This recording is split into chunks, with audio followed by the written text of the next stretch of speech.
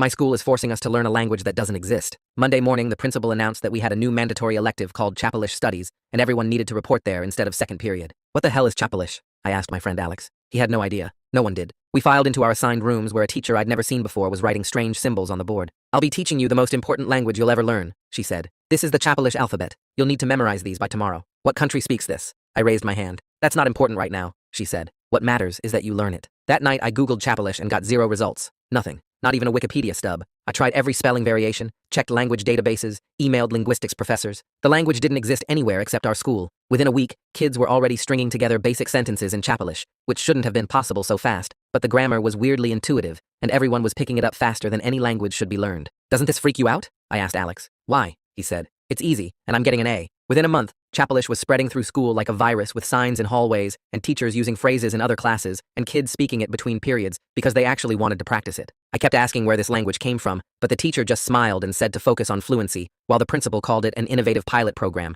even though the school board had no record of approving it, and the Department of Education had never heard of it. I started recording the lessons and studying the structure, finding 37 characters in an alphabet that didn't match any known language family, no Latin roots or Germanic structure or Asian tonal patterns, just something completely unique that had appeared from nowhere. Then I discovered we weren't alone, because 17 other schools had started teaching Chapelish the same Monday we did, scattered across different states with nothing connecting them, except this made-up language. I found a Reddit thread before it got deleted, where kids from these schools were comparing notes, and everything matched perfectly from the alphabet to the grammar, to the way teachers refused to explain its origin. I stayed after class and told the teacher I knew about the other schools. Why these specific schools? I asked. You were selected, she said. By who? I asked. That's not important right now, she said. You're teaching us a made-up language and won't say why, I said. All languages are made up, she said, but they have origins and history, and this just appeared one Monday morning, I said. She started erasing the board and said, some things are meant to be learned, not understood. By month 2, everyone was obsessed with Chapelish and saying that thinking in it was clearer than English, that ideas formed better in their heads when they used Chapelish grammar structures. Alex stopped responding to texts unless I wrote in Chapelish, and study groups were conducted half in English and half in Chapelish with kids switching between them without noticing. I was the only one still questioning why we were being taught a language that existed nowhere but in our schools, and my parents thought I was overreacting while my friends thought I was being difficult for no reason. The school announced that standardized tests would include a Chapelish section and college applications would favor fluency in it, which made kids double down on studying even though nobody could tell them what college would do with a language that didn't exist anywhere else. Month 3, and I watched my friends disappear deeper into this fake language, preferring it to English and thinking in it first, before translating back when they had to speak to teachers who didn't know it. The worst part was that I was getting fluent too, despite my resistance because the language worked its way into your brain, whether you wanted it or not, and sometimes I caught myself thinking in Chapelish and had to force myself back to English like pushing through fog. Then the teacher brought in a new textbook with symbols I'd never seen before, ancient-looking things that hurt to stare at too long. This is advanced Chapelish, she said, for those ready to progress. Progress to what? I asked. She looked at me and said, to understanding why you're really learning this language. So tell me, I said. You have to be ready first, she said. You have to stop resisting. The class continued in advanced Chapelish, and I couldn't understand a single word, even though everyone else was following along perfectly, taking notes in symbols that seemed to shift when I tried to focus on them. They were leaving me behind, because I kept demanding answers instead of just accepting what was happening. After class, I saw them writing notes in the advanced symbols, having conversations I couldn't follow, and I realized I had 2 choices: keep demanding answers and be left out completely, or give in. I woke up Tuesday morning with my head pounding like someone had been hammering nails into my skull all night. The advanced Chapelish symbols were still burned into my vision when I closed my eyes, those weird shifting shapes that hurt to look at for too long. I sat up in bed and grabbed my notebook from the nightstand, flipping through 5 weeks of documentation I'd been keeping since this whole thing started. Photos of the alphabet, recordings of lessons, notes about the 17 other schools, screenshots of that deleted Reddit thread. I had all this evidence, but nothing that actually proved what was happening or why. My alarm went off and I dragged myself out of bed, knowing I had to make a choice today between giving up and fighting harder, because staying in the middle wasn't working anymore. Mom was making coffee when I came downstairs, and I dropped into a chair at the kitchen table feeling exhausted, even though I'd just woken up. She asked how I was doing, and I told her about yesterday's class, how everyone else was taking notes in advanced Chapelish, like it was the easiest thing in the world, while I couldn't understand a single word. The symbols seemed to shift when I tried to focus on them, and everyone was following along perfectly, except me. She sat down across from me and listened without interrupting, which was different from how Dad reacted when I brought this stuff up. When I finished talking, she asked what I wanted to do about it, not in a dismissive way, but like she was actually taking me seriously. I said I didn't know because fighting it was isolating me from everyone, but accepting it felt wrong. She suggested I start by figuring out what rights students actually have when schools change curriculum, whether there are procedures they're supposed to follow for this kind of thing. She said maybe the problem wasn't the language itself, but whether they followed the rules for implementing it. That made sense in a way I hadn't thought about before, focusing on process instead of just complaining about the program. I spent my free period in the library Tuesday afternoon sitting at one of the back computers researching FOIA requests. I'd heard the term before but had no idea how they actually worked or who you were supposed to send them to. The websites I found made it sound complicated and official, with specific language you had to use and proper channels for submitting requests. The Freedom of Information Act apparently let citizens request government records, but schools were tricky because some fell under state laws and others had different rules. I copied down information about how to write a request letter, what kinds of documents I could ask for, and which office handles these things at the district level. It all felt way over my head, like I was trying to navigate some adult system I didn't understand. But Mom was right that I needed to work through proper channels instead of just demanding answers from teachers who wouldn't give them. Lunch was awkward as hell. I grabbed my tray and headed to our usual table where Alex and the group were already sitting. I could hear them talking before I got there, and half the conversation was in Chapalish. Words and phrases I recognized from basic lessons, but couldn't follow when they were strung together that fast. They noticed me approaching and switched back to English mid-sentence, but it felt forced, like they were making an effort to accommodate me. I sat down and tried to join the conversation, but kept losing the thread when they'd slip back into Chapalish without thinking. Someone would make a joke, and everyone would laugh except me, because the punchline was in a language I was refusing to learn properly. Alex asked if I wanted to study with them after school, and I said maybe, knowing I wouldn't, because their study sessions were mostly conducted in Chapalish now. The whole lunch period felt like I was making everyone work harder just by being there, like my presence was this annoying reminder that not everyone had bought into the program. That afternoon, I started a symptom journal in a new section of my notebook. I wrote down the date and time, then described the headache I'd had since yesterday, rating it 7 out of 10 for intensity. I documented the mental fog I felt whenever I tried to think in Chapalish, how it was like pushing through something thick and resistant. I wrote about the weird cognitive snap during drills last week, when the grammar suddenly made sense, but in a way that felt wrong,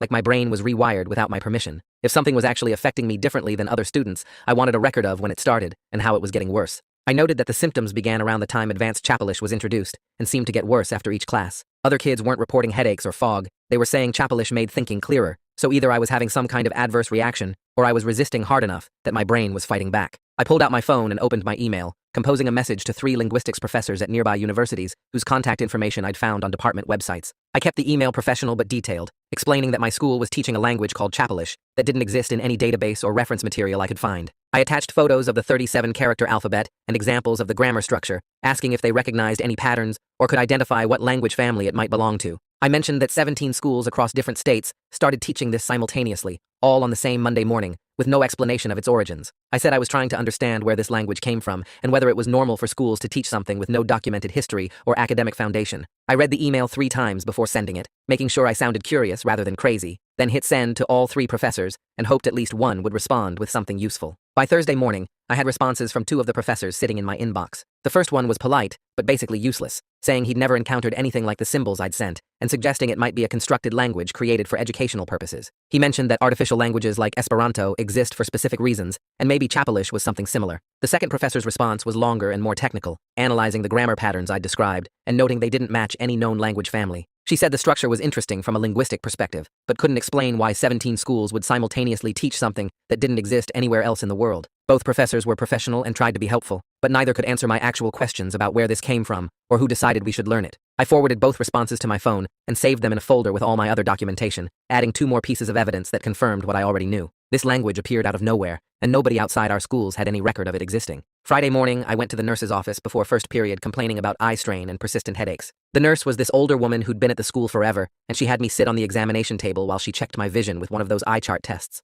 I told her the headache started when we began advanced Chapalish and got worse after each class, that the symbols hurt to look at for too long. She asked about my screen time and how much sleep I was getting, whether I was drinking enough water and taking breaks from homework. I said yes to all of it, but she didn't seem interested in the connection to Chapalish, just kept asking standard questions about dehydration and stress. She gave me a vision test and said my eyes were fine, then told me to drink more water and get 8 hours of sleep, and the headaches would probably go away. I left with a pass back to class, feeling like she'd completely dismissed the one thing I was actually concerned about, treating my symptoms like they had nothing to do with the new class, even though the timing was obvious. Saturday afternoon, I walked through the empty school building with my phone out taking photos. My mom worked in the district office and had gotten me access through the weekend security guard, saying I needed to grab something from my locker. Instead, I went through every hallway photographing the Chapalish signage that had appeared over the past month. Vocabulary posters in the main hallway showing common phrases with translations, grammar reminders on bulletin boards near the cafeteria. Even the gym had a poster explaining sports terminology in Chapalish, words for basic movements and equipment that had nothing to do with second period language class. What started as one class had spread into every corner of the school, like some kind of infection. I took photos of everything,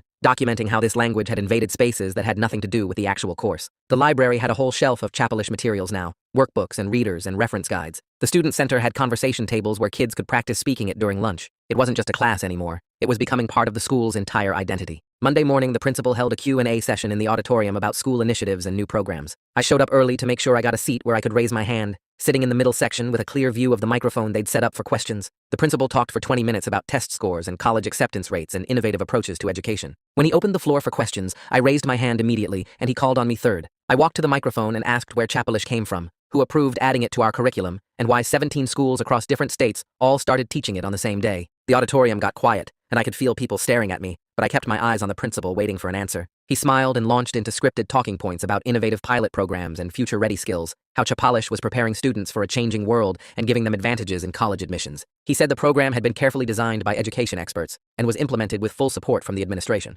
I asked again who specifically approved it and when, but he just repeated the same phrases about pilot programs and innovative approaches, never actually answering where the language came from or who made the decision to teach it. Other students asked questions about sports schedules and parking passes, and the moment passed, leaving me standing at the microphone, knowing I hadn't gotten any real answers at all. That afternoon, I texted Alex asking if we could hang out like we used to, just the two of us without the whole group. He said sure, and we met at the coffee shop near school, where we'd spent hundreds of afternoons over the past 3 years. He showed up 15 minutes late and immediately pulled out his phone, checking messages while I tried to talk about the Q&A session and how the principal dodged every real question. Alex nodded but kept glancing at his screen, and I realized he was in 3 different group chats planning Chapelish study sessions for the week. He seemed annoyed when I asked about it, saying I wouldn't understand because I wasn't keeping up with the class material anymore. We sat there for 40 minutes, and he spent at least half that time responding to messages, his attention divided between our conversation and whatever was happening in those study groups. When I brought up my concerns about the program, he sighed and said I was making everything harder by fighting, instead of just learning, and maybe if I put this much energy into actually studying, I'd be fluent by now. We left, without making plans to hang out again.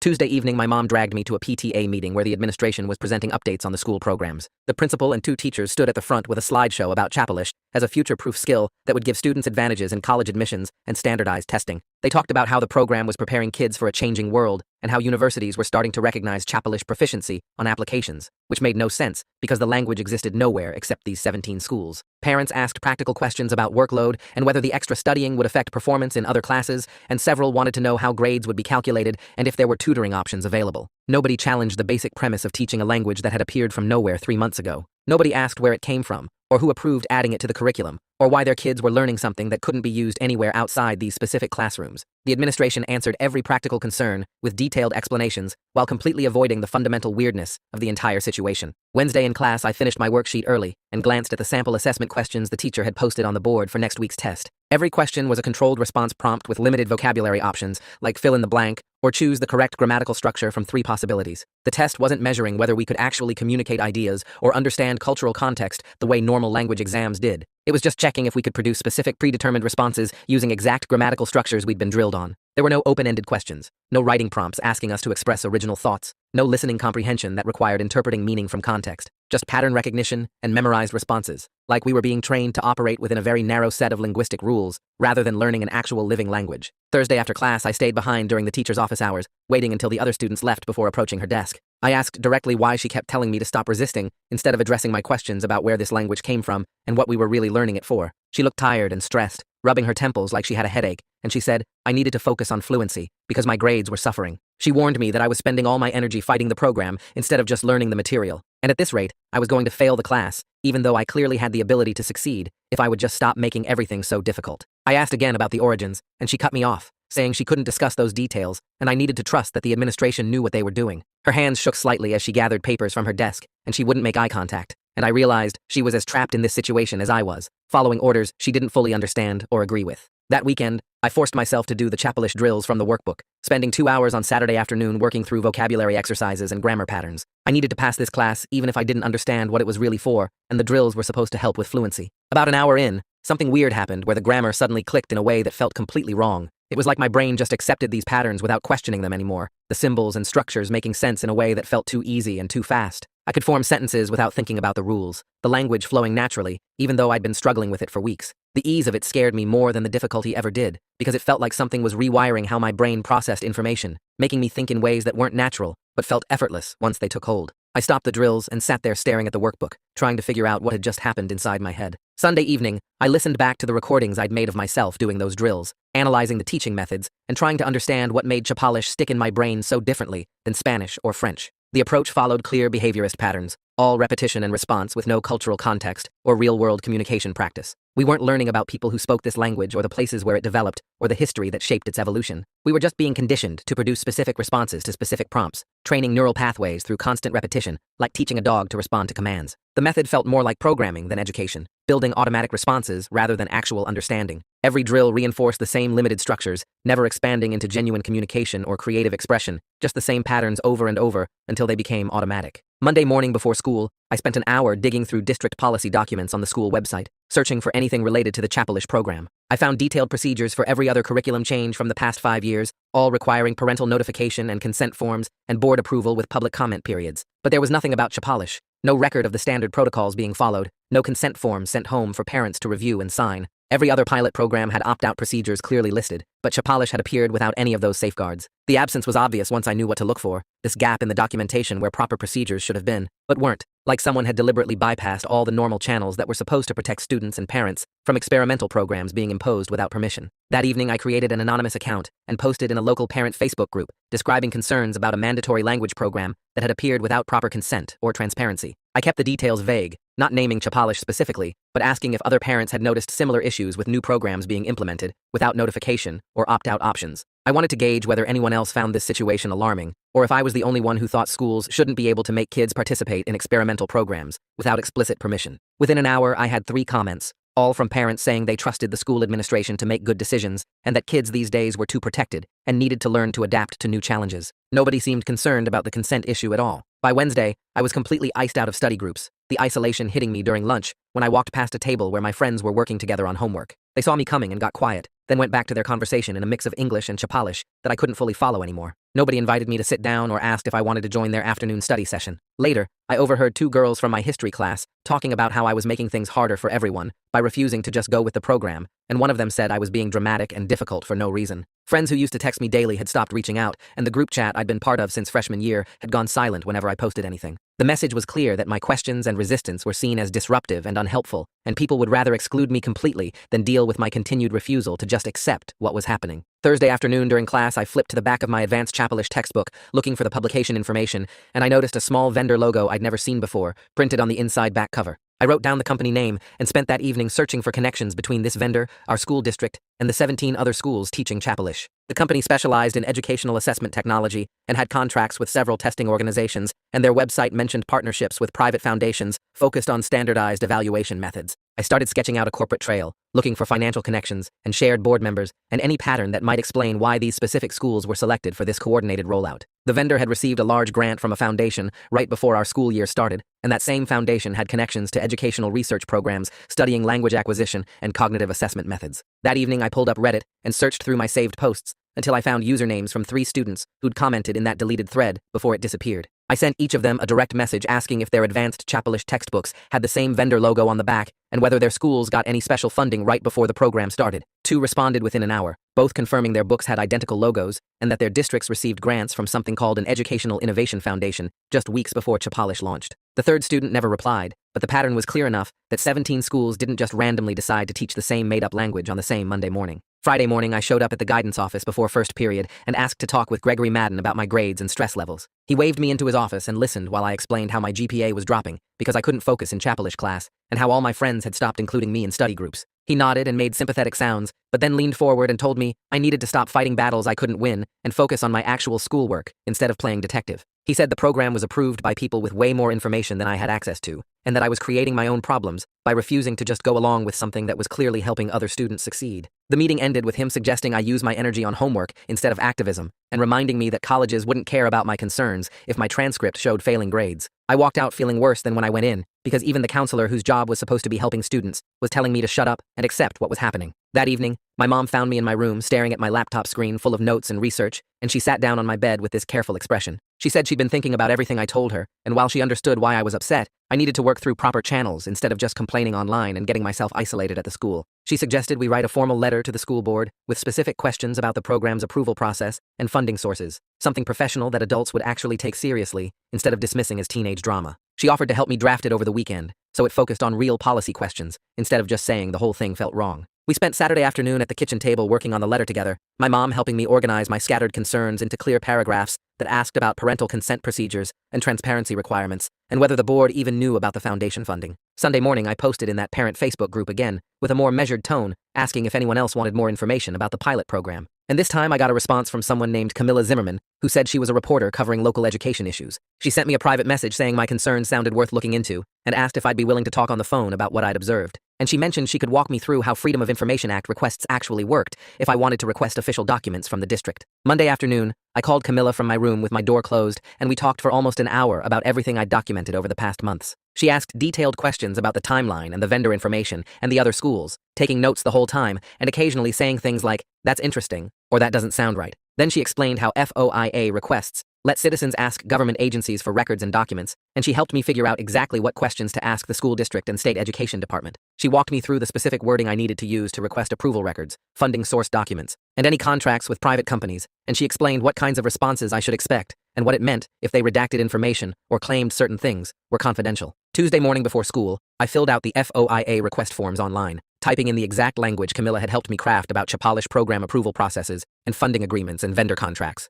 I hit submit on both the district request and the state education department request, then sat back feeling this weird mix of official and powerless, because now I had to wait 30 days for them to respond. Camilla texted me that afternoon saying good job on filing the requests, and reminding me that transparency takes time and patience, that this was how the system worked, even when it felt slow and frustrating. The waiting felt impossible when I wanted answers immediately, but at least I was doing something concrete instead of just asking questions nobody would answer. 2 weeks crawled by with me checking my email obsessively, until finally a message appeared from the district's records department with a PDF attachment. I opened it and found 20 pages of documents, but most of them were covered in thick black redaction bars that blocked out whole paragraphs and sections. What I could read mentioned a private foundation providing grant funding and multiple references to non-disclosure agreements that restricted what information could be shared publicly. The response included a cover letter explaining that certain details were protected by contractual obligations and couldn't be released under FOIA exemptions, which just made me more suspicious about what they were hiding. I forwarded everything to Camilla within minutes, with a message saying this raises way more questions than it answers. She called me that evening, and we went through the documents together line by line, with her explaining the legal language and helping me understand what the unredacted portions actually meant. She'd already started researching the foundation name that appeared in a few places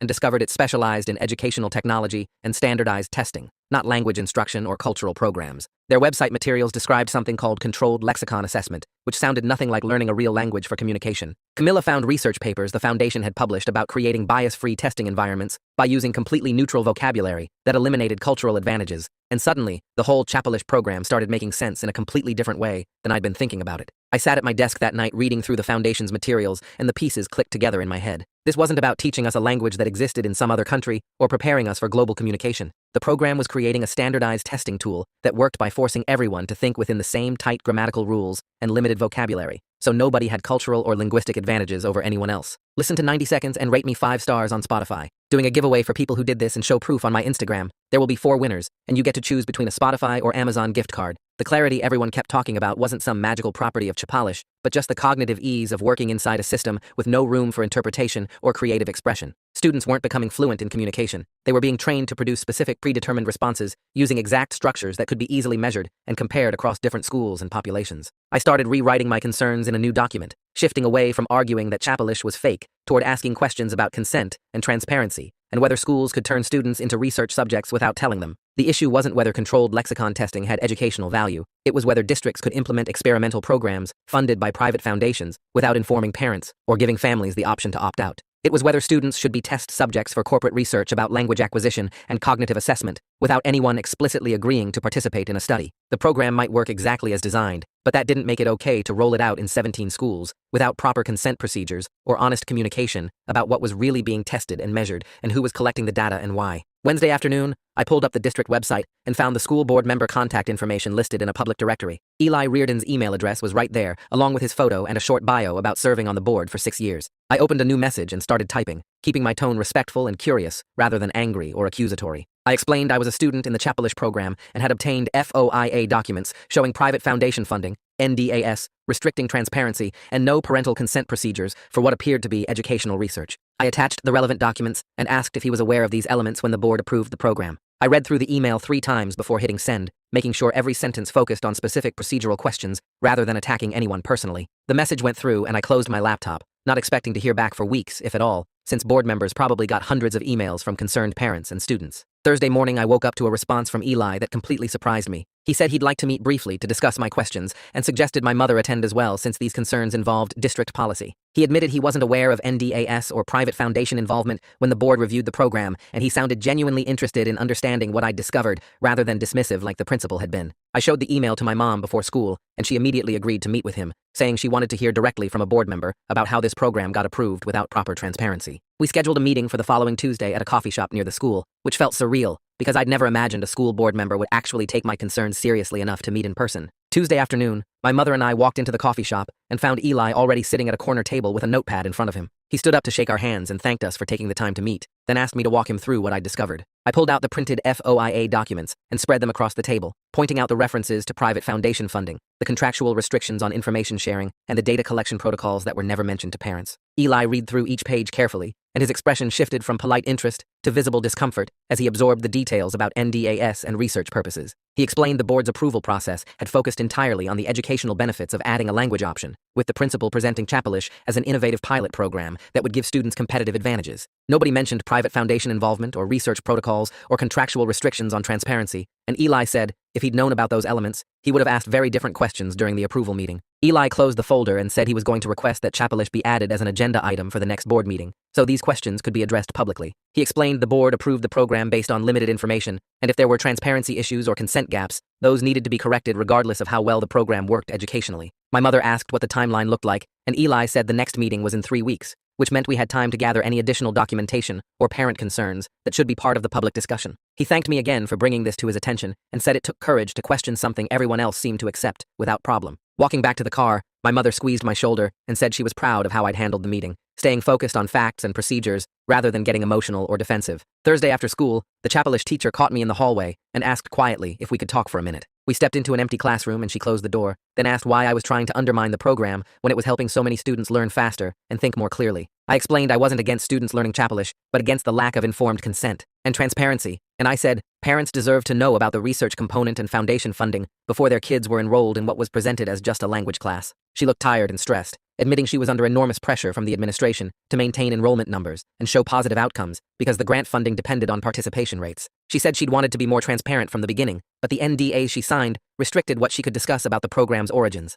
and purposes, and she felt trapped between doing her job and being honest with students and parents about what was really happening. The following Monday, the principal called me to his office during lunch, and I knew before I even sat down that this wasn't going to be a friendly conversation. He started by saying he'd heard I was spreading misinformation that could damage the school's reputation and put important educational opportunities at risk. I tried to explain about the FOIA documents and the meeting with Eli, but he cut me off, saying my activism was creating unnecessary controversy and making other students uncomfortable when they just wanted to focus on learning. He never addressed any of my specific questions about NDAS or consent procedures, instead focusing on how my behavior was disruptive and how I needed to think about the bigger picture of what was best for the school community. I left his office feeling angry and frustrated because he'd completely ignored the substance of my concerns and tried to frame everything as me being difficult rather than the administration failing to follow proper procedures. That evening, Alex texted me a long message saying he didn't understand why I was making such a big deal out of this when colleges were already starting to recognize Chapelish proficiency on applications. He said our friendship had been strained for weeks, and he was tired of feeling like he had to choose between supporting me and participating in something that was actually helping his future. The message felt like a breaking point where he was choosing the practical benefits of going along with the program over supporting my right to question it. I read the text 3 times and didn't respond because I didn't know what to say that wouldn't make things worse between us. Camilla called me Wednesday evening with news that changed everything about how I understood the principal's role in this program. She'd been digging through public records and foundation materials and discovered the principal sat on an advisory panel for the same foundation funding, the Chapelish pilot program. This was a significant conflict of interest that was never disclosed to the board or parents, and it explained why he'd been so defensive about transparency questions. Camilla asked if I was comfortable with her including this information in a story she was planning to publish before the board meeting, and I said yes, because parents deserve to know about the financial connections that might be influencing how the program was presented and defended. My mother called the school Thursday morning and requested a formal meeting with the principal to discuss transparency and parental notification procedures. She brought printed copies of the FOIA documents showing the NDAS and foundation involvement, laying them out on his desk and asking direct questions about why parents weren't informed about the research component. The principal became defensive, insisting the program was properly approved and parents had been notified through regular school communications about new course offerings. My mother pointed out there was a difference between announcing a new language class and disclosing that students would be research subjects in a private foundation study, and she said the lack of opt-out procedures was particularly concerning. The principal agreed to provide more information to parents, but framed it as clarification rather than admission of any procedural failures, and my mother left the meeting feeling like he was more worried about protecting the school's reputation than addressing legitimate consent issues. 3 days before the scheduled board meeting, the district sent out a memo to all families with students enrolled in Chapalish. The memo reframed the program as an optional enrichment opportunity pending comprehensive review, which was the first time anyone had suggested it might not be mandatory. The language was carefully worded to sound like this was always the plan, describing the program as a pilot initiative that families could choose to continue or discontinue based on their individual preferences. My mother read the memo twice and said the sudden shift suggested the administration was worried about public scrutiny at the upcoming board meeting. I saved a copy of the memo because it contradicted everything we'd been told for months about Chapalish being a required part of the curriculum. And the timing made it obvious this was a response to the questions Eli and other board members were starting to ask about consent procedures and transparency. The social split happened fast. Within days of the memo going out,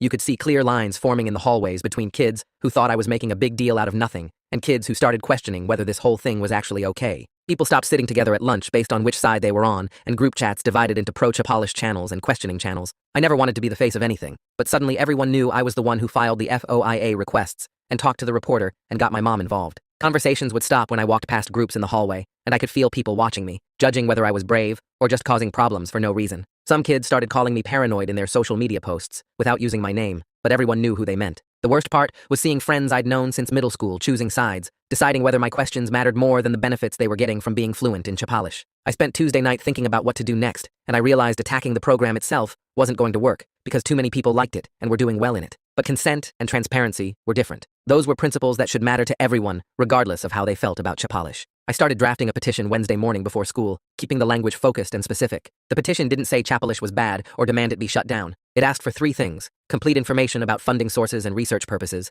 voluntary participation with no academic penalties for opting out, and proper consent procedures going forward for any similar programs. I printed 20 copies in the library and started approaching people I thought might sign. The first few conversations were awkward because I had to explain I wasn't trying to end the program, just make it optional and transparent. Some people refused immediately, saying they didn't want drama or didn't see the point, but others read the petition carefully and said the consent stuff made sense even if they planned to keep taking Chapalish. By Thursday, I had 15 signatures, and by Friday, I had 30. Over the next week, I kept collecting signatures during lunch, before school, and between classes. I approached kids I barely knew, explaining the petition in the same careful way each time. Some signed because they agreed with my concerns about the NDAS and foundation involvement. Others signed because they believed in procedural fairness, even though they loved Chapalish and thought I was overreacting. A few teachers signed too, quietly, when I caught them alone in their classrooms. They didn't want to be public about it, but they agreed students and parents deserved complete information before being enrolled in experimental programs. The petition grew to 50 signatures, then 70, then 90. I kept a spreadsheet tracking who signed and when, documenting everything like I'd been doing since this whole thing started. By the end of the week,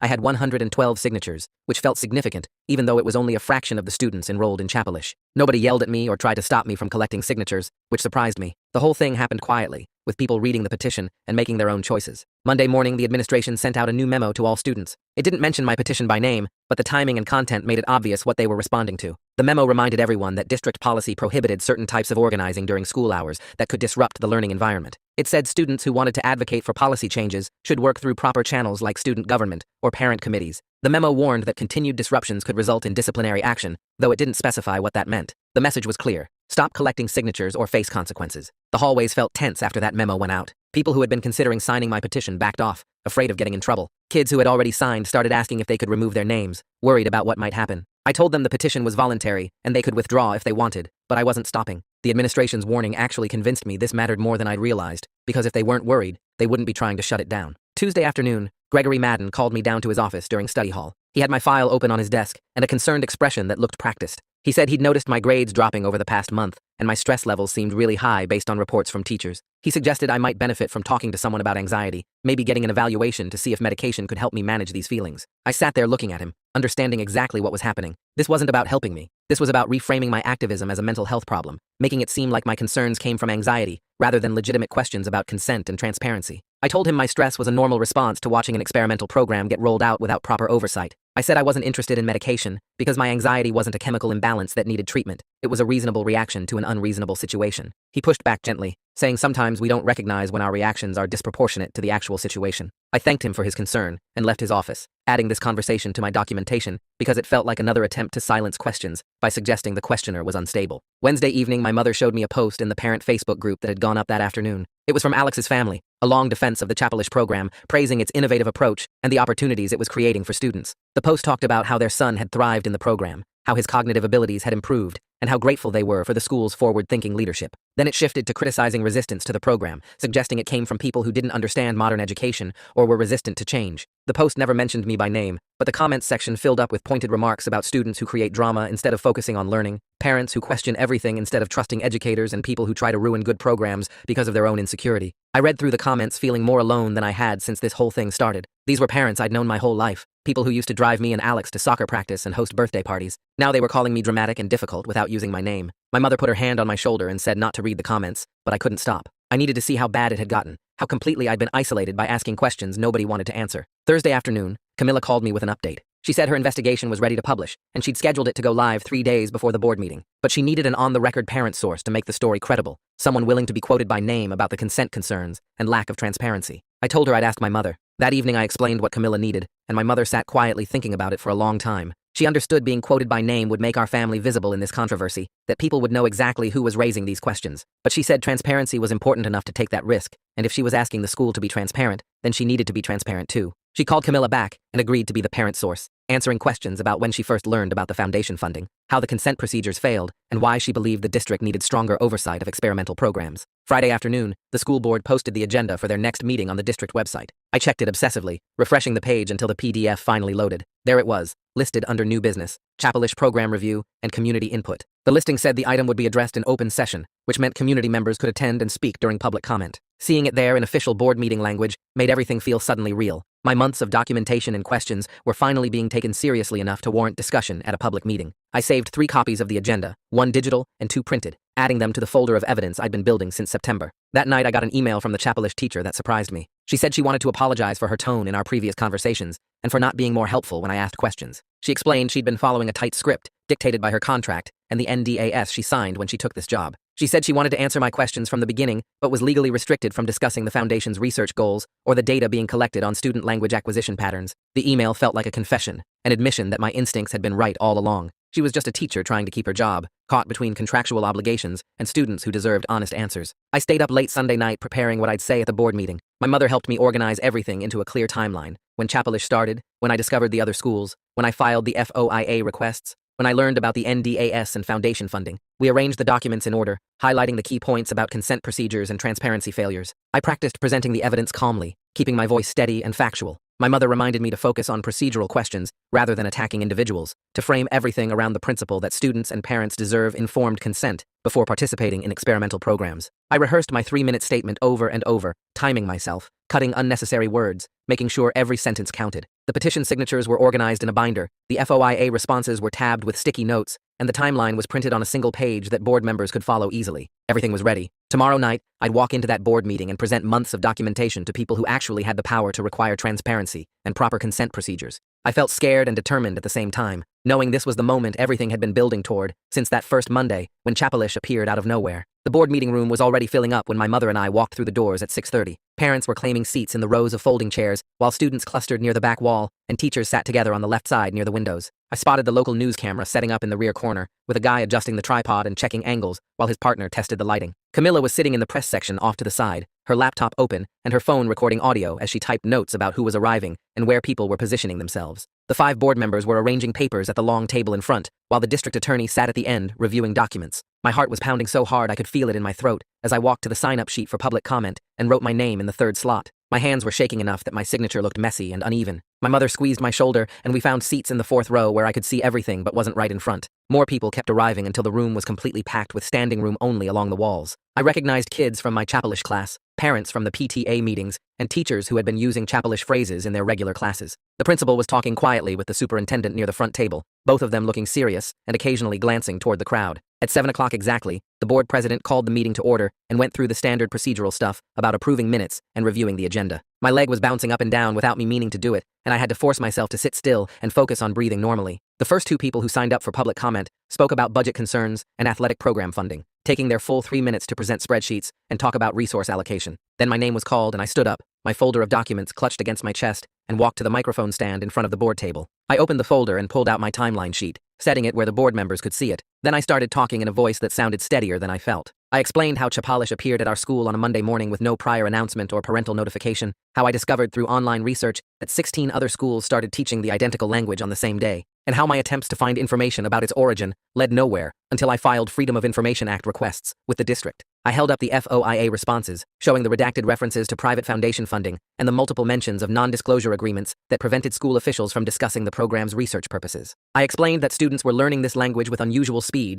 and reporting cognitive changes, that the program expanded from a single class to signage throughout the building, and that participation became effectively mandatory, with no opt-out procedures or parental consent forms. I presented the petition with over 100 signatures from students and parents asking for transparency about funding sources, data collection protocols, and the research purposes behind the program. My 3 minutes were almost up, so I finished by asking the board to require full disclosure of the foundation partnership and make participation voluntary with proper informed consent procedures. I could see several board members leaning forward and taking notes, while others were looking at their phones with concerned expressions. When I returned to my seat, my mother grabbed my hand and held it tight. The board president asked if staff wanted to respond to my testimony, but the principal said he would prefer to wait until all public comment was finished. While the next person was walking to the microphone, I saw board members passing phones to each other and pointing at screens, their faces getting more serious as they read something. Camilla was typing rapidly on her laptop, and I realized her story must have just gone live on the education news site. The headline was probably showing up on board members' phones right now, with all the documented evidence about undisclosed conflicts of interest and missing consent procedures. Eli leaned over to read the article on another board member's phone,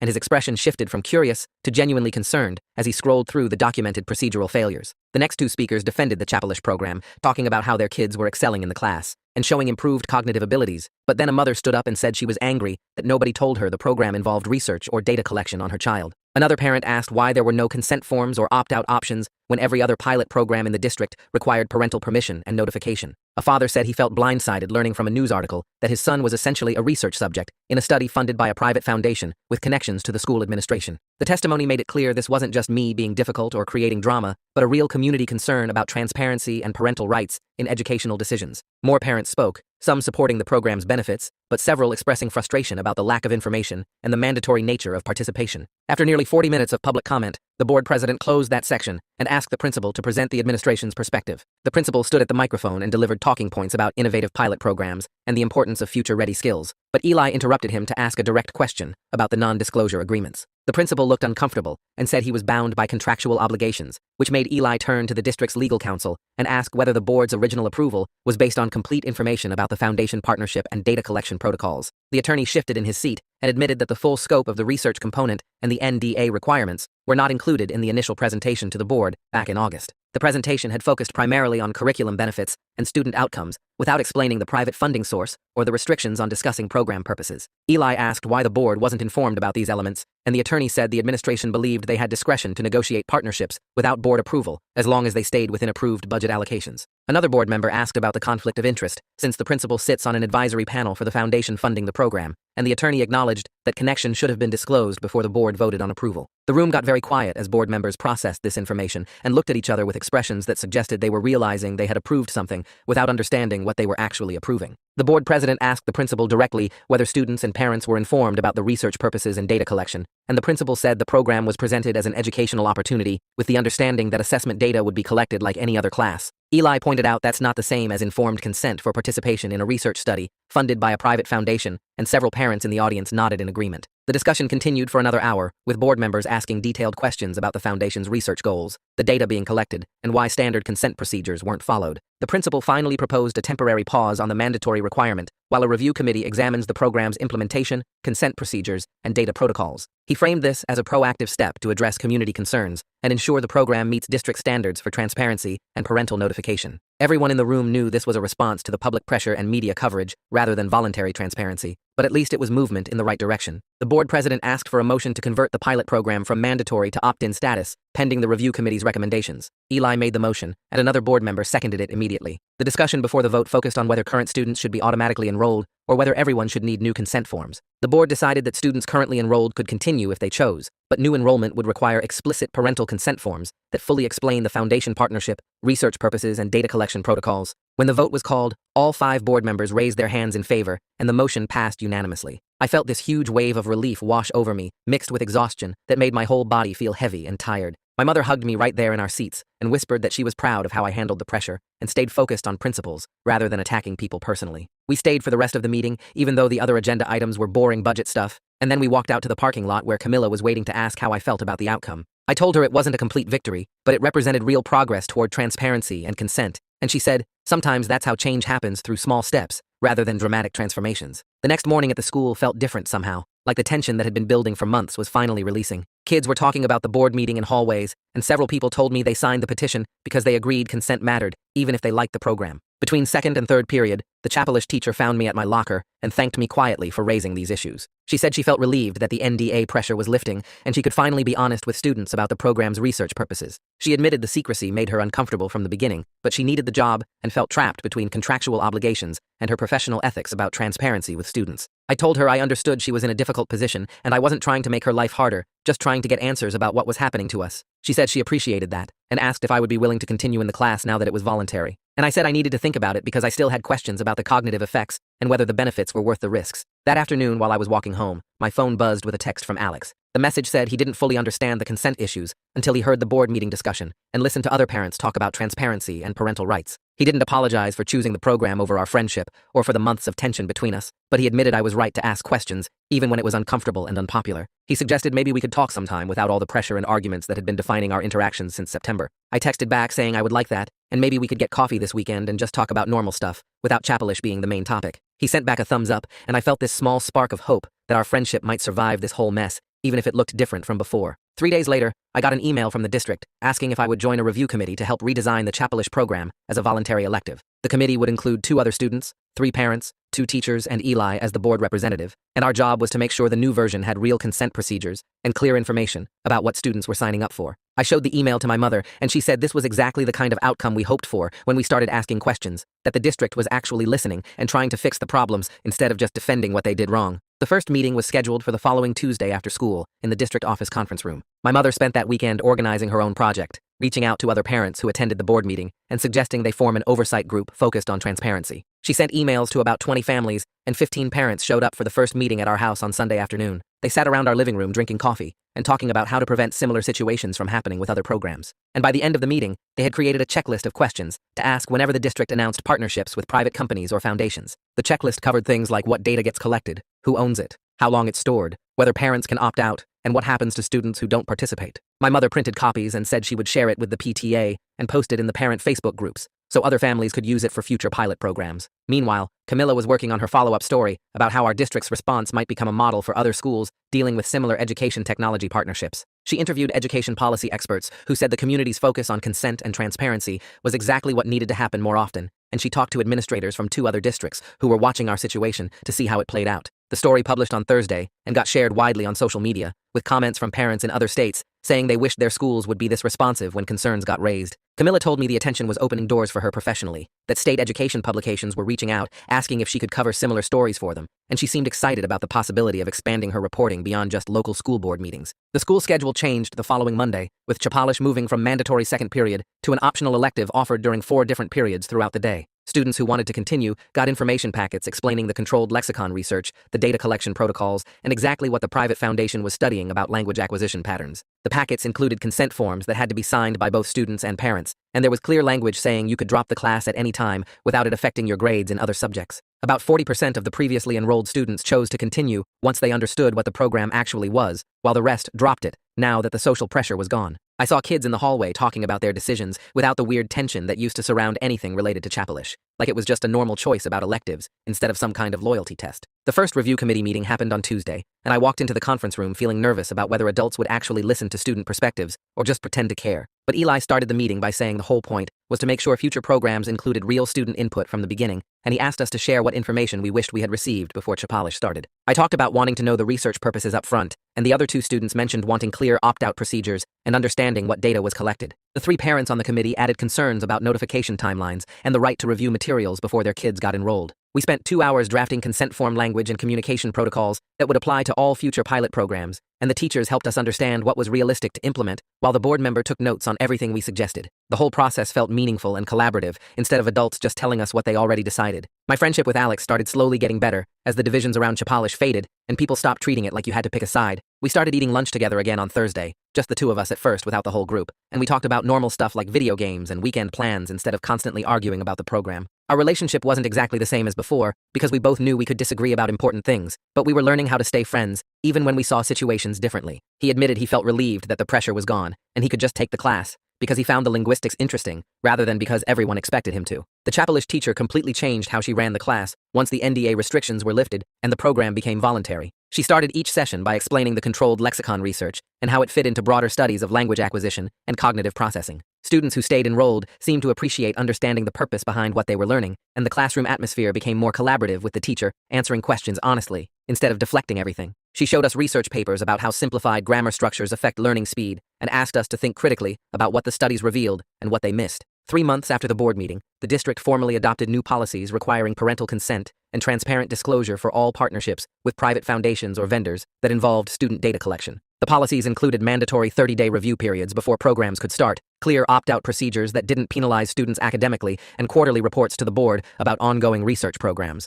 The superintendent presented the new policies at a public meeting and credited community input for shaping a framework that protected student privacy while still allowing innovative educational programs. My mother attended that meeting and came home saying she felt proud of what we accomplished together, that we proved regular people could push for accountability and actually get systemic changes instead of just complaining. I sleep better now knowing I asked the right questions, even when it was socially hard and emotionally draining. My relationship with my mother got stronger because we worked together on something that mattered to both of us, and I learned she would support me even when my concerns made things complicated. My boundaries with friends are clearer because I know I can disagree with people without losing them completely, and I understand that speaking up for transparency isn't about being difficult, but about protecting everyone's right to make informed choices about their education and their data. That's the story for today. I am really thankful you were here because it makes sharing these moments so much more meaningful. I hope it brought you a little bit of peace or hope. Subscribe if you would like to keep spending time together.